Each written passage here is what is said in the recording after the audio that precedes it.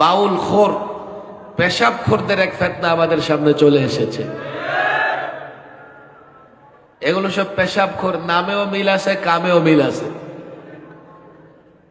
সাধারণ মুসলমানদের হয়তোবা খবর নাই, মাদ্রাসার ছাত্ররা জানে বাউল শব্দের অর্থ কি। বলেন না, বাউল শব্দের অর্থ কি? রাসূলুল্লাহ বলেছেন সাল্লাল্লাহু আলাইহি ওয়াসাল্লাম, ইস্তানজিহু মিনাল বাউল, ইস্তানজিহু মিনাল বাউল, তোমরা বাউল থেকে পবিত্রতা অর্জন করো। বাউল মানে হচ্ছে পেশাব। মজার ব্যাপার হলো বাউল আর আবুলের সঙ্গে মিল আছে। আছে না নাই? ছাত্ররা বলো, বাউল আর আবুলের সঙ্গে মিল আছে না নাই? বাউল মাজদার শব্দমূল। এবার গর্দান দিতে থাকো, তো বালা ইয়াবুলু, ইয়াবুলু গর্দান দিতে দিতে পাইবা আবুল আর নাবুল।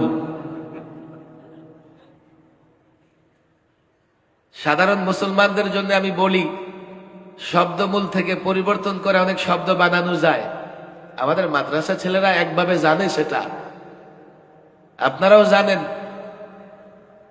যেমন বাউল মানে পেশাব করা, সাধারণ মানুষ গর্দান দিতে পারে, শব্দ পরিবর্তন করতে পারে। এইভাবে সে পেশাব করে, তারা পেশাব করে, তুমি পেশাব করো, তোমরা পেশাব করো, আমি পেশাব করি, আমরা পেশাব করি। আমি পেশাব করি, এটার আরবি হচ্ছে আবুল, আর এর মূল শব্দ হচ্ছে বাউল। বাউল মানে পেশাব করা, আবুল মানে আমি পেশাব করি। এই আবুল এই কয়দিনে যা তার কুকর্ম প্রকাশিত হয়েছে, আমার মনে হয় তার গোটা জিন্দেগি এই পেশাব করে এই দেশটাকে নাপাক করে রেখেছে।